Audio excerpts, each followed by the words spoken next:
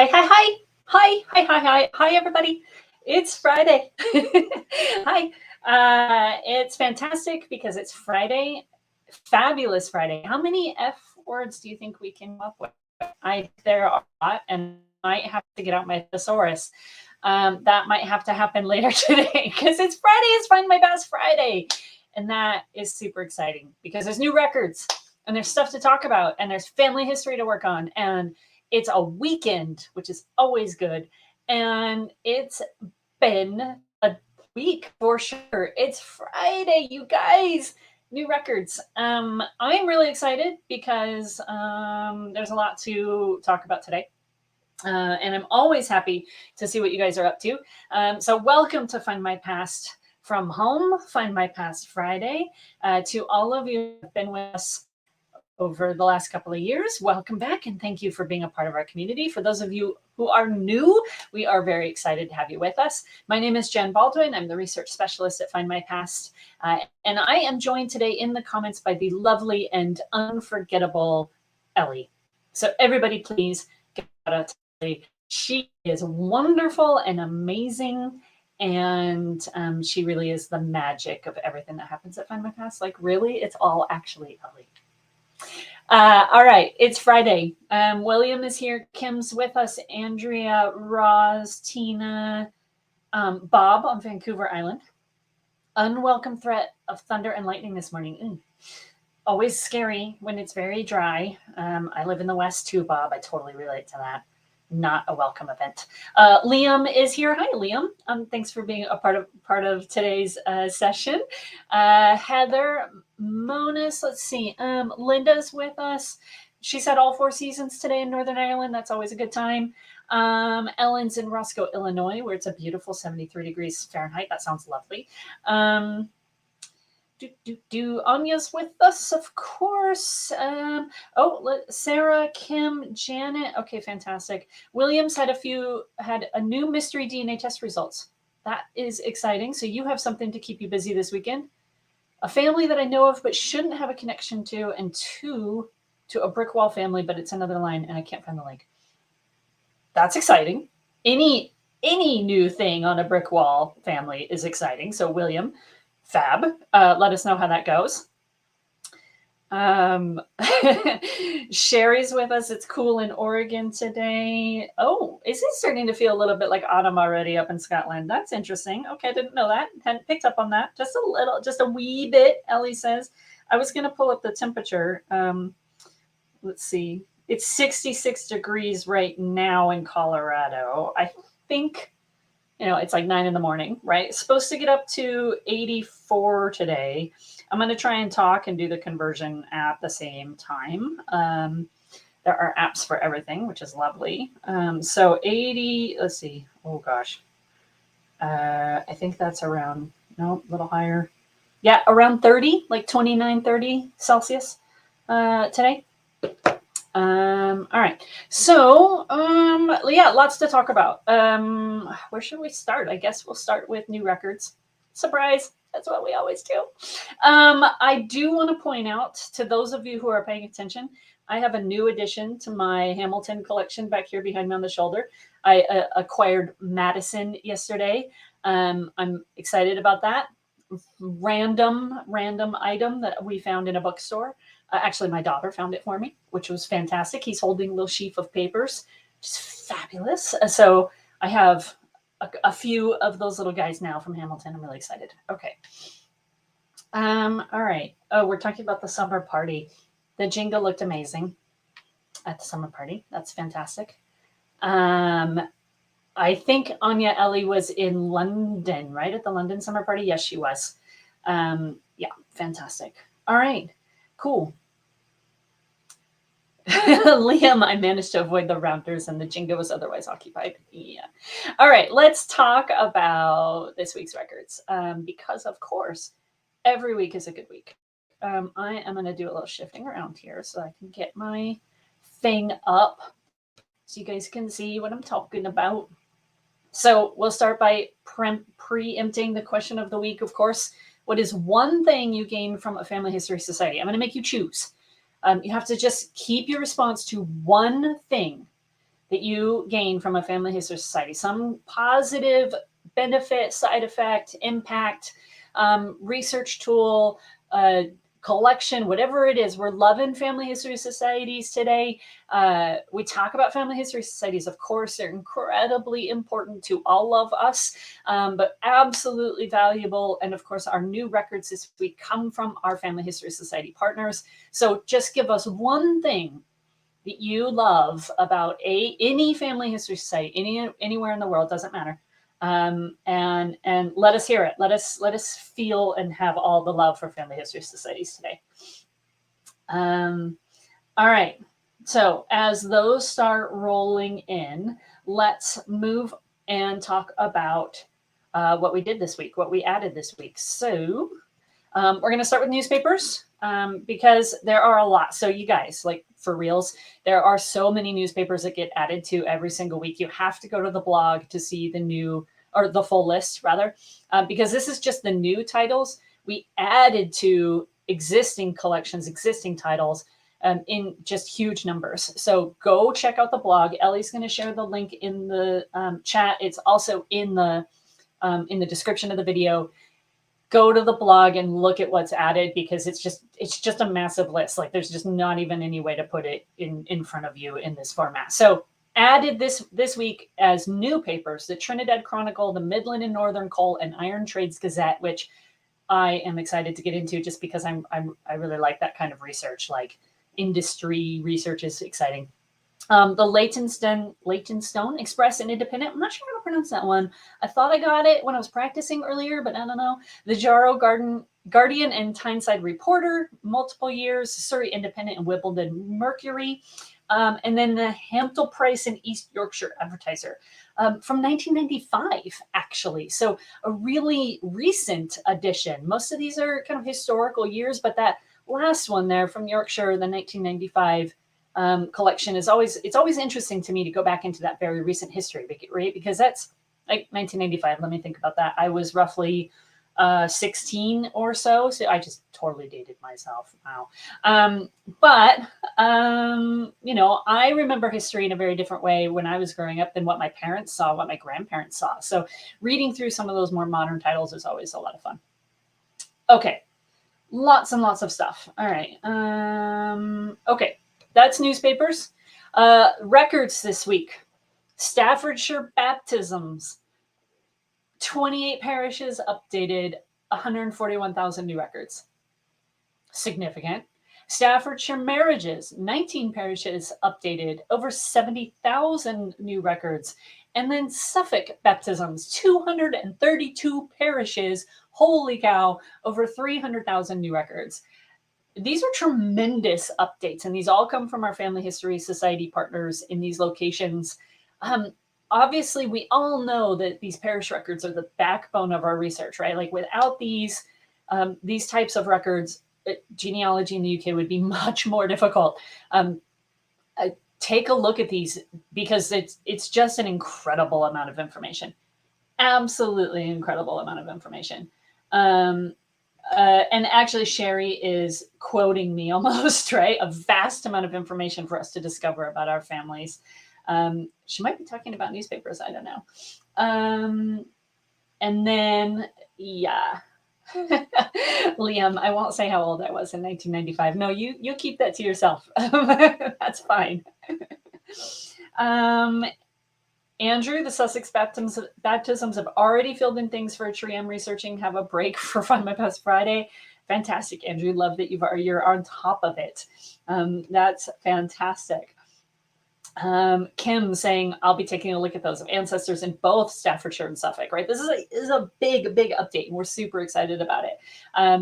I am going to work through a couple of other things I wanted to share today, but I'm just giving you a minute to appreciate the numbers here. 232 parishes from Suffolk.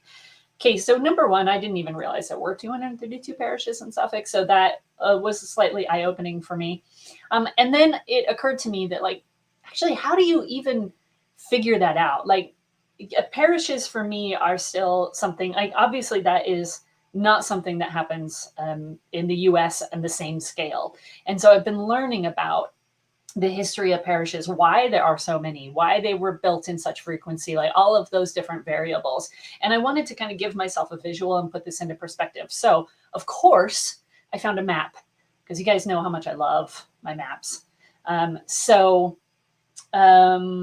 wanted to share that map because that's what we do on Findmypast. We like to share. So I went to this website, familysearch.org/map with 2 P's. Ellie's going to share the link in the chat for us. This used to be maps.familysearch.org. And if you use that URL, it will redirect you to this this new one. They actually took this down for a little while, and then we all kind of complained about that. So they put it back up. So familysearch.org/map with 2 P's. If you haven't used this site, or if you don't use it on a regular basis, you are missing out. So this is provided obviously by our partners at Family Search. And I have just pulled up the map of Suffolk parishes. And what it does is, so you can have a number of different layers on this map. You can layer it with just counties, with the parishes, with hundreds, all these different geopolitical boundaries that exist across the UK.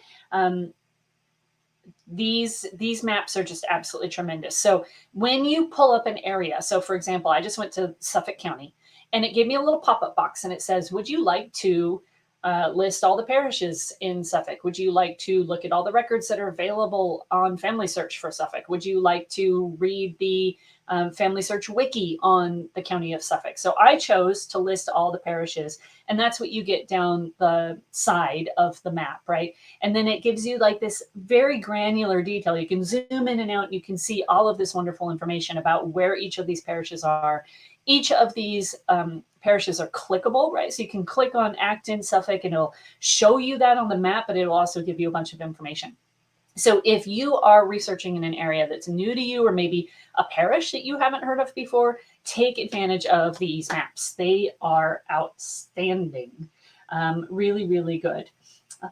Sue is giving us a bit of a tip here. They're fabulous. Doesn't work in Firefox, but it's fine in Google or Chrome. I actually didn't know that, Sue, so thanks. I didn't actually realize that they weren't great on Firefox. I will remember that because I talk about these maps a lot, and they really are something that everybody should be taking advantage of. And so it's good to know that certain browsers work better than others. That's fantastic. Okay, let's see. Janet has ancestors from Suffolk. Only checked one branch so far. Fingers crossed for the other lines. We will be thinking of you, Janet, as you work through the weekend. Let us know how you get on with these new records. We'd love to know if you find additional information. And then, oh, yep, Linda saying, I love a map. I can lose an afternoon to a good map. Me too. Totally. Yeah. There will never be a map I meet that I don't like. And Sue giving us one more little tidbit. If you click on the EJ 1851, it changes the map view. And she's talking about right at the very top.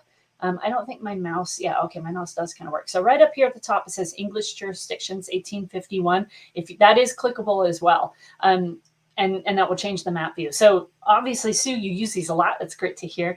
Keep those suggestions coming. I would have, I think maybe even a full good session on how to use these maps might be in order, because it really is such a substantial tool and it just shows you so much. There are so many layers you can add onto these maps. It's just incredible. Okay. All right. So that's the map.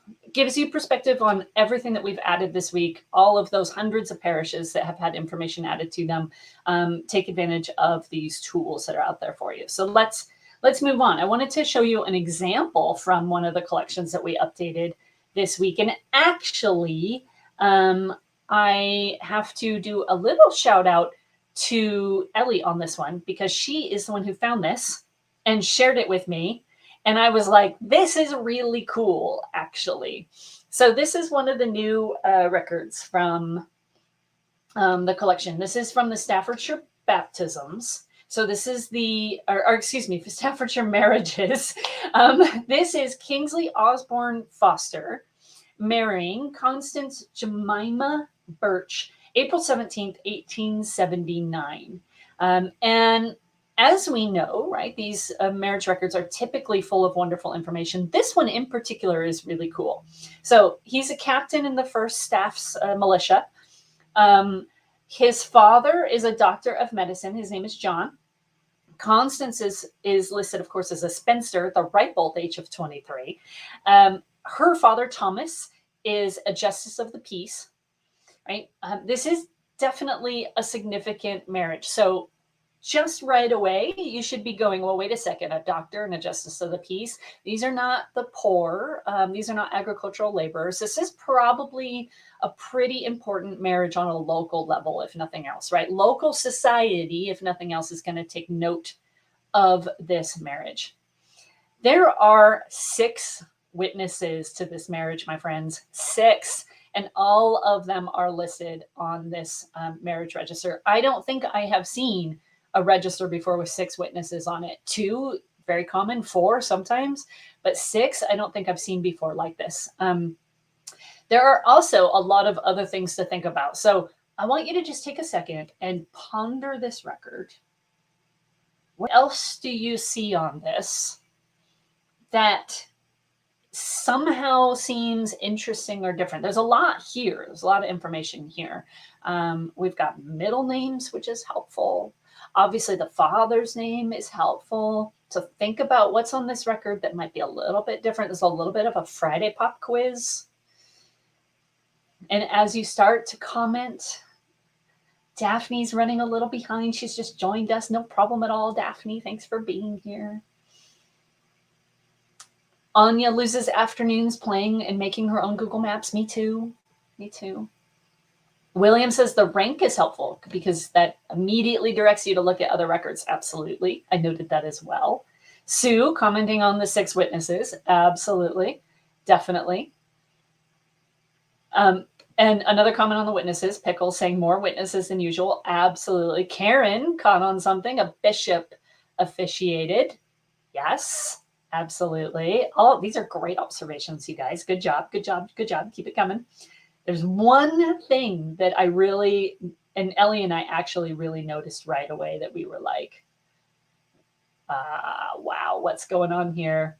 And I know someone's going to pick it up, but I'm going to keep marching forward. All right. So there's 2 kinds of ink being used on this form.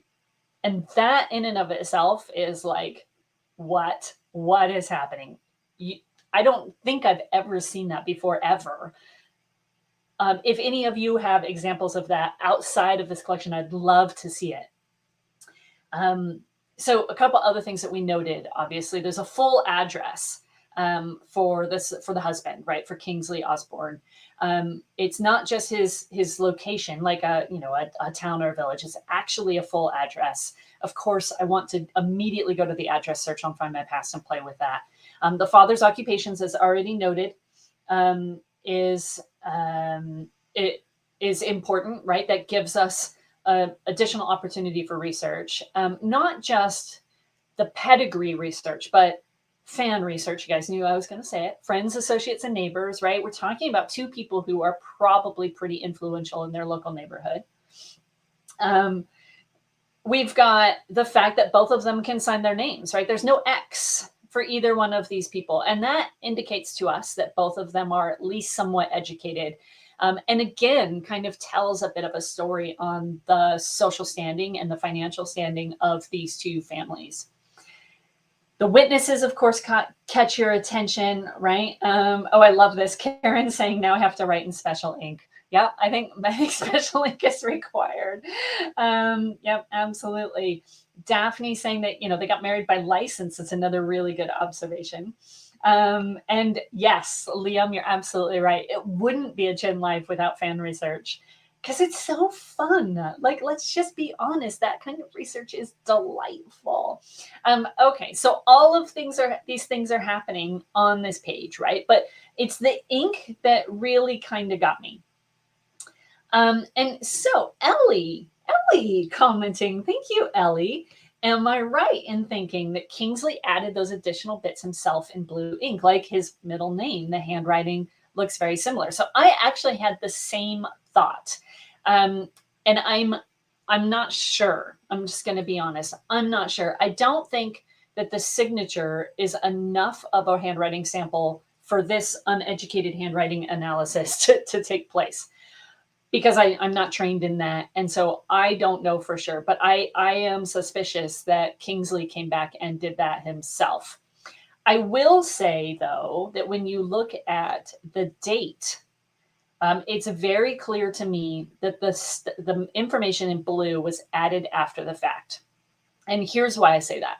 Because nobody starts writing a date and then switches pen in the middle unless there's something wrong with the pen. Right? You don't start writing. Well, I don't even know what today's date is. What is today? It's August something or other. August 19th. I don't start writing August 19 and switch pens in the middle unless I'm doing something really special, or I'm a 4-year-old, or something is going wrong with my pen.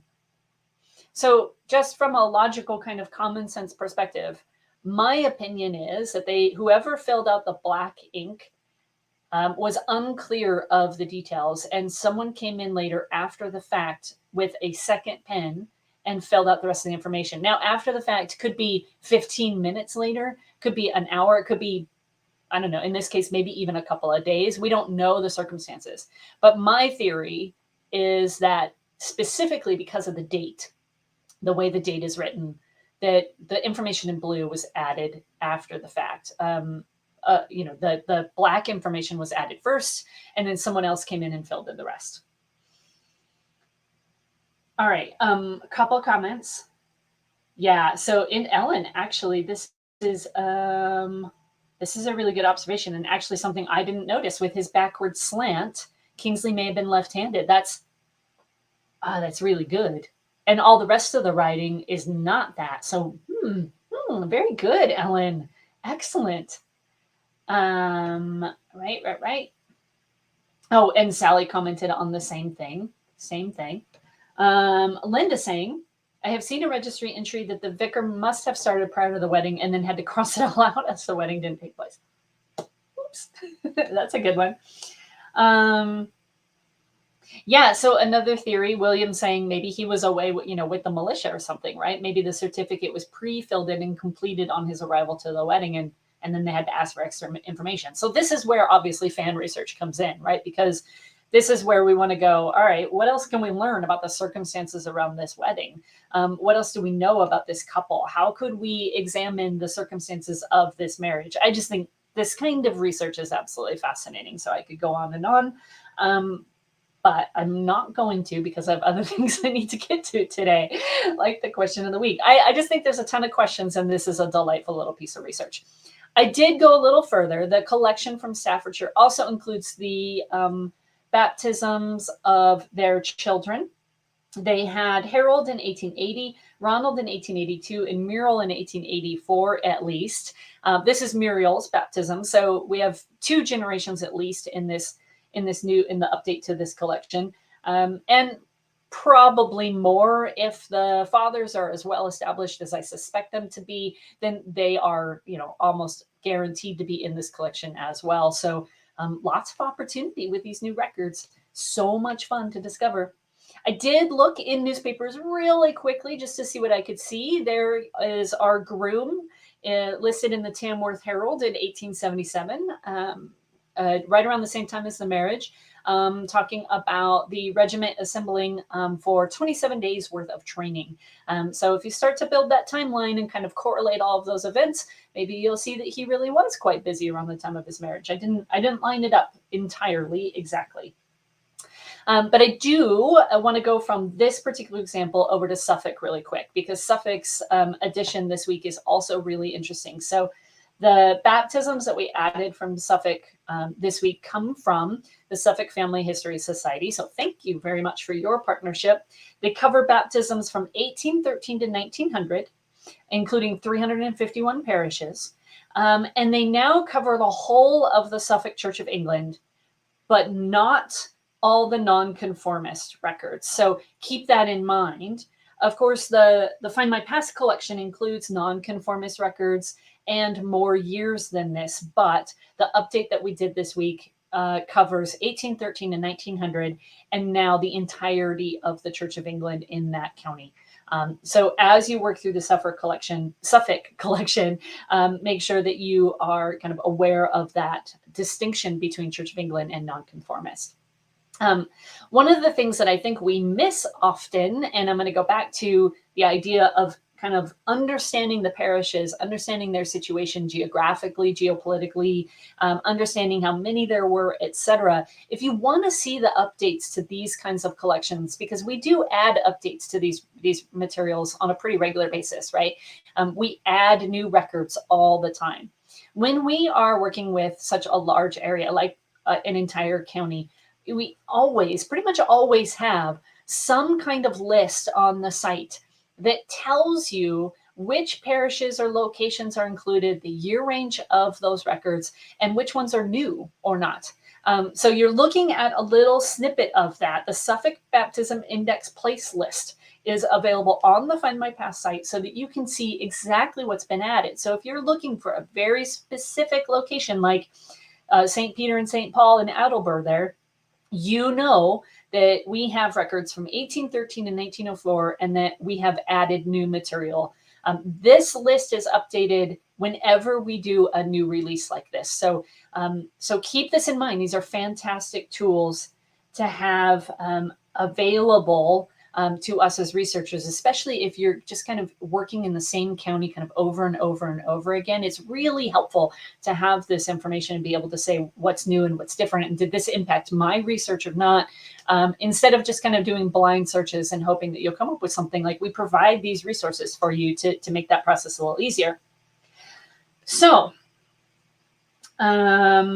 with that in mind, how do you get to these lists? I want to show you that. It's actually really, really straightforward and super easy. So if you go to, I got to push the right button though. If you go to the search screen for the Suffolk Baptism Index, for example, right? These are, again, provided by the Family History Society. I zoomed out because normally the search screen kind of takes up your entire monitor, right? And that's where most of us obviously spend our time, right? Is in those search parameters, the search boxes, trying to figure out exactly what to type to get the right results, because sometimes it's obvious and sometimes it's not. But if you scroll down or move down the page, you will see, oh, did my arrow not work? Oh no, my arrow didn't work. Oh, I had a big arrow and now I'm really bummed. Okay, down here in the bottom, you will see this list of links and resources. Down here, useful links and resources. It's on every single collection, every single search screen that we offer. There is a list of useful links and resources. And there are a couple of here that I want to give your attention to. The first is the second item in that list, the Suffolk Baptism Index place list. That is how you get to the list I just showed you. So if you click on that, it will open in the screen in front of you that list of locations, dates, and whether or not the information is new. Another great example of this is in the 1921 census. If you go into the advanced search screen and you scroll down, there's a ton of resources there under that useful links and resources. That's where we have things like the list of the different types of census schedules, occupation codes, and so forth. So use those lists. They are there for you, and they are very important to us that we keep those updated and keep those current, and they're really, really handy. The other link there at the very top says Suffolk Family History Society. And that, again, is on every search screen that we have a partnership with for a family history organization like Suffolk, right? So Suffolk Family History Society, if you click on that, you will go to this page inside Findmypast. And it will give you a little idea of the organization, their history, what they work on, the kinds of things they do. It will also show you, if you scroll down, a list of the records provided by that Family History Society that are available on Findmypast. So as of yesterday, the Suffolk Family History Society provides Baptism Index, Beneficiary Index, Early Burials, Marriages, Testators, and then the Freemen of Ipswich materials to Findmypast. They also contribute to the National Burial Index for England and Wales. And I said that really fast, but you can click on any one of those and be redirected back into the search process, right? So you can see those records. You can also, of course, just navigate directly to their website. You can do that through the link where on the Findmypast page. And that leads us to the question of the week. Isn't that a great segue? I like that. I did that pretty well this week. What is one thing you gain from a family history society? I'm going to scroll now. I'm going to look at comments because I know it's been happening, but I haven't been reading them. So let's pull up a couple of your questions of the week. Let's see. So Sue says, local knowledge. With one, there are local BMD transcriptions, which have been really helpful. Absolutely. That local on the ground knowledge is absolutely essential. You can't substitute that in any way, shape, or form, in my opinion. Andrew, the chance to meet others with our shared interests. I also get to work on other people's problems while my own research is stalled. You know what? Yeah, that social connection I think is really important. But also the second part of his response is that kind of that brain exercise, right? Because often I will find that, gosh, I can't get further on this. I'm struggling with a research project. I'll go talk to somebody about something completely different, and then it'll click. It'll make something click, and I'll go, oh, I should think about how this applies to my project. But I also really appreciate the camaraderie in a society and being able to work on other people's research and everything. Oh, Ellie went through and starred a bunch of comments for me. Thank you, Ellie. So on top of things. All right, William, the unique knowledge that society and family history societies offer, they often know what records there are and should be, especially the offline resources no one is aware of. Yes, yes, yes, absolutely. And even the guidebooks, right? When I was reading that comment, it occurs to me, I have a number of those kinds of books, right? Like where to find records of this category person, but almost all of them were published pre-internet. And so you're kind of sitting there going, well, I can go to the National Archives, the British Library, this local repository, this archive, that archive, but it's been 20 or 30 years since that guidebook was published. And those local societies are going to know how things have changed in that particular facility over the span of those last 20 to 30 years. So yes, absolutely, absolutely priceless understanding. Anya, I gained work experience through volunteering at a family history society. I learned a lot even in the 6 months I did it. That's fantastic. Yeah, actually, I've never thought about that, but you're right. Like a couple of my societies have taught me about, I don't know, social media management and being on a board, right? Robert's Rules. You guys use Robert's Rules over there? I'm not sure, actually, if your local nonprofits do that. Anyway, absolutely, work experience. Karen's answer is very simple: friendship. Straightforward and right there, absolutely. And Sarah also has a one-word answer: encouragement. It is, we're seeing that a lot. Yes, a lot of us find that camaraderie and that friendship and that kind of similar interest, right? Through these family history societies, definitely. Kim, her response is photographs. Found my second great grandfather in his shop doorway at our local family history society. Yeah, photograph collections are incredible at family history societies. Also, in the U.S., for sure, local historical societies as well. Small little museums have some wonderful gems.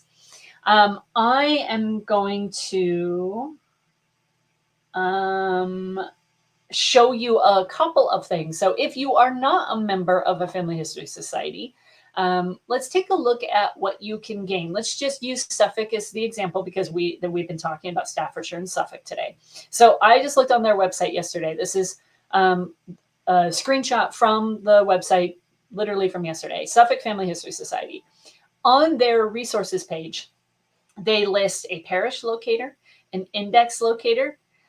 They allow you to search member interests, a World War II Roll of Honor, monumental inscriptions, past issues of their journal, which is incredibly helpful. A hearth tax register, millers and their mills. They have a search service that they offer. They have a search for members who have great grandparents in common with you. It's just sharing, pedigrees, sharing tree information. They have a help forum. They have that's for members only. They have a journal area for members only. It's well worth joining your society of interest. And this went on. The page is actually quite long. Links to other genealogical resources you can see right down there at the bottom. each of these organizations really offers just a wealth of information. And it's not just about what they have that's available for you to search online, but do they have a library somewhere? Do they have a membership database? Do they have classes? Do they have mentor opportunities where you can go? My local Family History Society has, every Wednesday afternoon at the local library, you can go and sit at a table and get research help and talk with others. They also have on their site a list of current projects, right? So they're currently working on their marriage index and their baptism index, as we have seen this week, right? Because we've been able to publish those on Findmypast, and that's part of that direct relationship we have with them as an organization.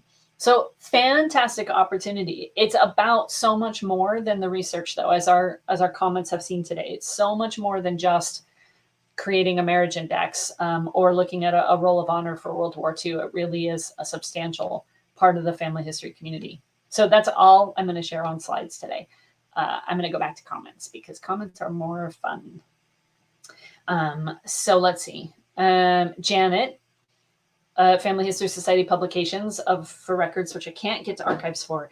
Yeah, and you know what? Actually, with the I remember the days still when family history societies would sell their publications at conferences and things before the internet, and you could buy a little booklet, and it was usually I don't know, $4 or $5, $6 or whatever.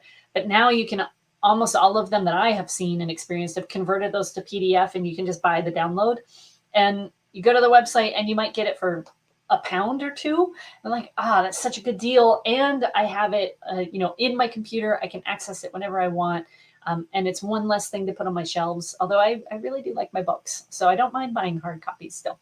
But those publications often are not found online. Another call out for just the opportunity to discuss research, other eyes and ears to provide support around brick walls. Jem, I think that's a really good way of saying that, actually. It is getting that second opinion, getting, just kind of almost a spitballing with each other. I just said spitballing. I haven't used that expression in a really long time, I don't think. But, sometimes you can't see the forest for the tree, right? That was my little family search joke. Family history joke, because we all use trees. It's hard sometimes, right? When you get so bogged down into a topic or a research project and you're like, I'm missing something, but I can't see it for myself. And getting that second or third or fourth or fifth pair of eyes is really, really helpful. Okay, let's see. What else? Keep scrolling. Andrea, the local knowledge of each society. Yes. And she's a member of 5 different societies, including Suffolk. So fantastic. That's great.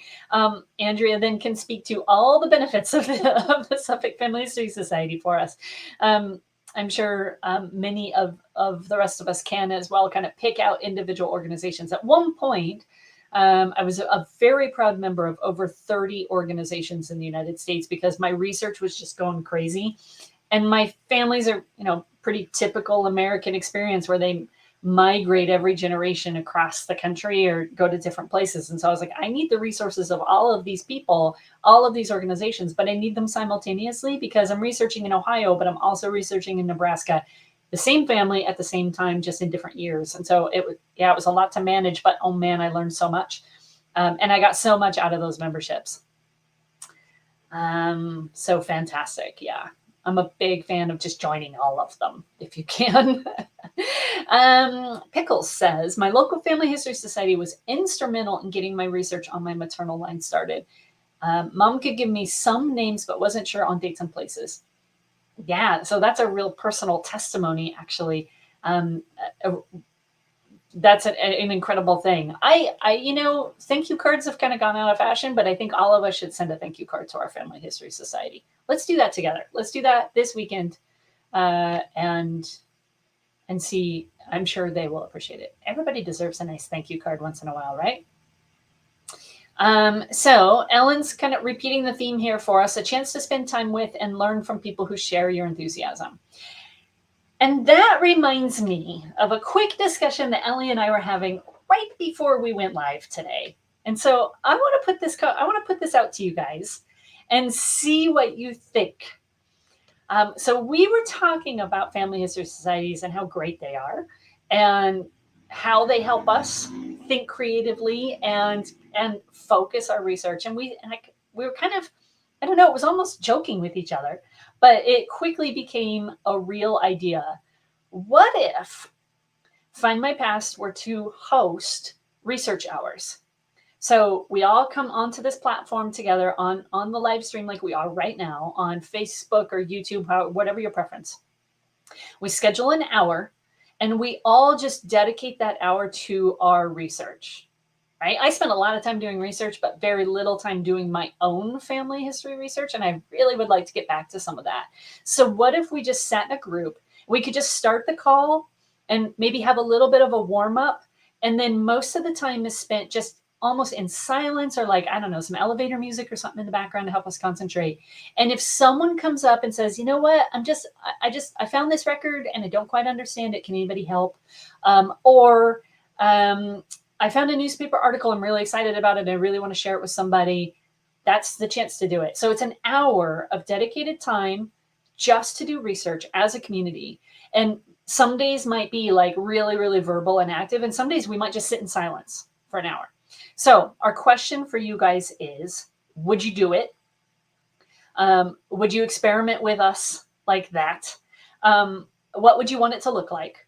What times are best? That would be the tricky part, I think, is finding a day and time that would work for a whole lot of us. Just like help us think through this. What would work for you? What would be beneficial to you? How do we make sure that all of us get at least an hour a week of dedicated research time that we just sit and do research on our tree? So what do you guys think? Let us know in the comments. Send us emails. Would love to know what you're kind of thinking. I like this, Linda. This is great. Linda says, I think it might descend into enthusiastic chaos, but sign me up. I love that.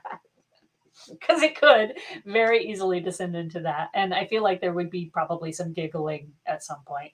But I think it could be a lot of fun, actually. So we were kind of thinking like maybe we'll just test it once and see how it goes and see if you guys like it. And I don't know. I mean, maybe just Ellie and I show up and we do research and just like, that's fine too. So let us know what you think. Oh, this is actually kind of a nice thing to say, actually, Anya. I think of Findmypast Fridays as like our own little family history society, since we all seem to be so happy helping each other out. And I agree. And I think someone else said that that's kind of what that Findmypast Fridays already is. I scrolled past it and I think someone said something like that. Oh yeah, it was Anya, actually. Here it is. I kind of feel like we do that already on Friday. But the catch to this is that I don't get to research during this hour. So this is just as much a chance for us as a Findmypast team to take advantage of that time as much as for you guys. I think we should just all do it together. But I also think that there are benefits to having planned time just for research, and then having time like this where we do updates and we talk and we converse, and like it's much more vocal, right? Will there be wine? Well, I think that depends on what time we pick. For example, it's not quite 10 o'clock where I am in the morning. So it's a little too early for wine for me, but if you're, go for it. That's what I think. Would we have to be on screen or like Zoom or just chat in boxes? I think that's to be decided. I don't know yet. I think we could, I don't know. I guess, what would you guys want to do? Like, if you wanted to share something, you'd probably have to share screen at some point, but I don't know. To be determined, Linda. Yeah, somebody asked why 1 hour? Would it? Oh yeah, here we go. William said it. Yeah, could it not be better if it was one block of time between like 8 hours on a set live channel that anyone could join? I mean, I kind of like that idea that people from different time zones could drop in and out. It would work for everybody. I think that's got a good vibe to it. But at the same time, yeah, we might not get away with doing research for that long during work. At the same time, though, maybe this is a volunteer thing. Maybe we have a couple people volunteer to help monitor over the course of a period of time. I don't know. Like I said, the sky's the limit. Throw your ideas out there. Let's see what we can do. Maybe this is something we test really quickly. Maybe you know what? Maybe this is something we test when I'm in London next, Ellie. And we could do it together and brainstorm a little bit. That might be something. I will be in London in September, coming over for Heritage Open Days. So maybe that's the opportunity to do it. I don't know. We'll see. Okay. Kim's saying we can sell this, a focus day on customer relations and research. Yeah, we could sell that to the big bosses. I think we probably could. All right, so I'm seeing a lot of positive vibes. So that's good. That's really good to hear.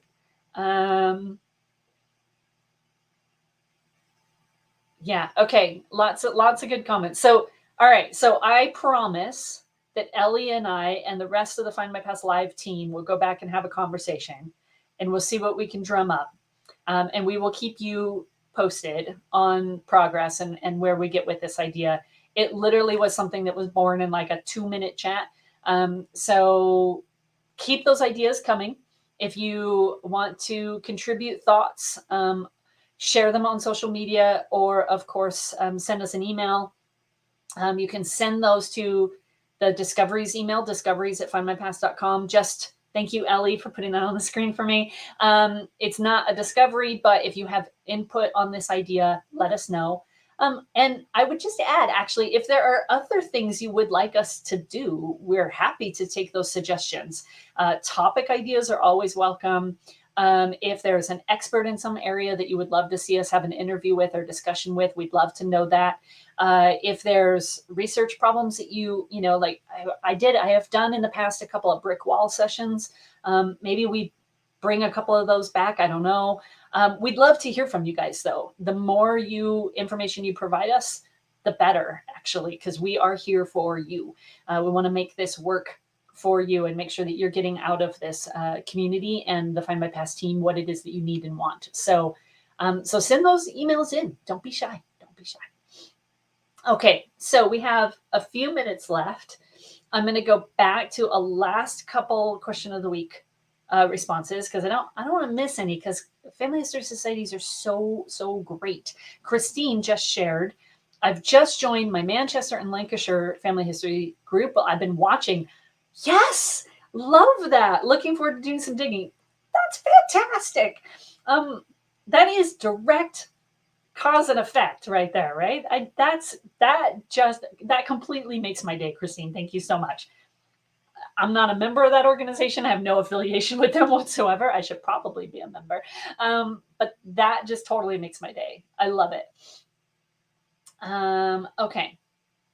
So I'm going to go back to the question. I'm really excited about that. Okay. All right. Here's a good one from Claire. I'm not aware of any societies near me, but I do meet on Tuesday nights a local family history group, which gives us access to the internet, laptop, and printer for a small fee. We are all ladies, but anyone is welcome. In the school break, we have dinner and join in the pub quiz. Yes, love a good pub quiz. We can ask each other for help and suggestions to each other. And she is in Adelaide in South Australia. Yeah, that's interesting, actually. So no societies near me, but it sounds like you basically are building that for yourself, Claire, which is fantastic. I mean, I'm glad that you have that community, and it's a little bit of a different take on kind of the traditional family history society. I used to do the same thing kind of pre-COVID. There was a group of us in our local area that we were all members of our local society. That's how we met. But we started just getting together kind of in our own time, and just like one person would kind of put their brick wall out and the other ones would kind of feed in. So kind of that same idea. No, Cindy says, I was told to always join the local one to you, even if you have no family connections. Yes, yes, yes. It's really great for socializing and helping out with transcribing, going to graveyards, all techniques that help your own family history. And they were right. I couldn't agree more, Cindy. I am always going to be a member of my local society, so I have that community. But I have absolutely no research in my local area. I have one distant relation that lived in a town near me for about 6 years, I think, 7 years, something like that. And basically all of the rest of my research is at least 3 or 4 hours drive away. So yes, absolutely. Join the one that's local to you for those classes, sessions, lectures, the camaraderie, the friendship, and then join the one that is in the area of your research. So don't limit yourself geopolitically. I say that a lot as well. Keep in mind that there are going to be resources out there in the historical location as well as in your current local location. Absolutely. And Rosie making a suggestion for us. Thank you, Rosie. Not a Family History Society, but full of good info for the Brentford area. And she shared the URL for us. I don't know where Brentford is, so I'm going to look at that URL and find out. I learn something about the UK geography every single day. Every single day. Janet's saying many of the societies have pages on Facebook. Absolutely. If you're already a social media user, which all of you are because here we are together, don't ignore those pages on Facebook. They can be incredibly helpful. Let's see. I have never heard this before. Kim, this is a first. I don't know how this is possible. I'm all 1921 census out. Really? I'm just teasing. I am glad that you have had such success. Found nearly every family member alive, then including cousins of cousins. That is phenomenal. Congratulations. Well done. I know that there is, we're going to talk about 1921 census a lot, and we are going to continue to do that. It's an exciting project. But Kim, that is a phenomenal feat, actually. So well done. I think congratulations are deserved. All right, I'm just scrolling through. I don't think I missed any. Oh no, I did miss one of the question of the weeks. This is an important one. Daphne saying she's never joined one yet. And I like that you added the yet. I highly encourage you to take some time this weekend, Daphne, and do a little digging and see if there's something there that appeals to you. I really can't emphasize how beneficial they are. They're really, really, really amazing organizations. All right. So lots of good questions of the week this week, of course. Okay, I'm scrolling back down to the end of the comments here. Oh, I love this, Kim. 12-year-old daughter has taken an interest in grave hunting at several cemeteries. Yes, good job, Mama. That's fantastic. My own daughter is 13, and she's kind of over it for now. Yeah. Actually, good reminder from Cindy. Not all family history societies are location-based. Right? The Romani and Traveler Family History Society is a fantastic example. I've used their resources myself plenty of times. They cover traveling ancestors, so they're not geographically based at all. They're topical, a topical organization, topically based. Excellent shout there, Cindy. Okay, let's see. I'm just making sure I didn't miss anything. There's a couple more comments about the idea of kind of getting together for some research sessions. So we will look at all of those and we'll kind of review those carefully. But again, keep those comments coming. We love to hear it. And a little shout out to our social media team, Ellie and Jesse. I don't know if you guys have noticed, but we started doing Instagram lives on that platform. So check out our latest Instagram reel. And I personally really get quite a kick out of the Instagram platform. I love actually the way they do it. It's fun and it's cheerful, and it is just a little delightful tidbit of family history every day. And there's always like songs and stuff. And I am not tricky or technically savvy enough to know how to do any of those things. So I just admire that team, and they do great work. So thank you for that little shout out, and click on the link. Even if you're not an Instagram user, just like go check it out and see how delightful it is. Okay. I think that covers a little bit of everything that I wanted to talk about. I'm just doing one last scroll through the comments here.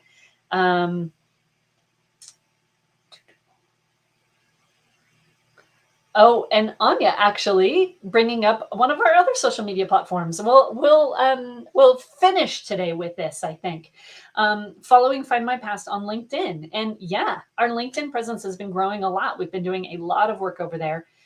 So if you're on LinkedIn, you will get a glimpse of what our company culture is like. You'll see pictures from different activities like our summer parties, and we like to recognize our colleagues. We even talk about our pets. So don't miss the cameos from my dog Jensen and my cat Tanner. You'll see them on our LinkedIn page. It's well worth it to see all the doggos. We very much love our furry friends, our animal family at Find My Past. We talk about them all the time. All right, so follow us on all those other social media platforms, right? LinkedIn, Instagram, Facebook, obviously Twitter, YouTube. We're all over the place. And our social media team does a great job. So, lot to talk about today. We've talked about new records, Staffordshire, Suffolk. If you have research in those areas, you know what you're doing this weekend. You know your homework. Lots of newspapers added this week, lots of updates to newspapers. Check out the blog for all of that information, or your email. If you don't get the Find My Past emails, sign up for them. You'll get it in your inbox every Friday. It's fantastic. It's super easy. Lots of questions around family history societies and looking at what they offer us. So take advantage of those. Think about if someone is writing in a left-hand style versus a right hand. That was a new one for me. I'm glad someone raised that. That's helpful. I'll be watching for that more often now. Always learning from each other. Thank you. Think about the idea of a research session. Send us your emails. Send us your ideas. Send us your discoveries, your stories. We would love to know it. discoveries@findmypast.com. There's also a link. There's a blog post on our blog that's live that's asking specifically for your 1921 stories. If you've made some discoveries, go to the Find My Past blog, find that, and fill out the little form. It's super simple. Ellie's going to share it in the chat. She's almost there. She's navigating there right now. I can see it in her eyes. We're going to share that link. Make sure that you're with us every Friday for Find My Past from Home and Find My Past Friday. We also have a number of sessions coming up on those Wednesday sessions that are quite topical. There we go. The link has been shared. So navigate to that blog post to send us your census discoveries. We'd love to know about that. And stay tuned for more, right? We'll be back next week with more great records and more great stories. Enjoy your weekend, and thank you all so much for being with us.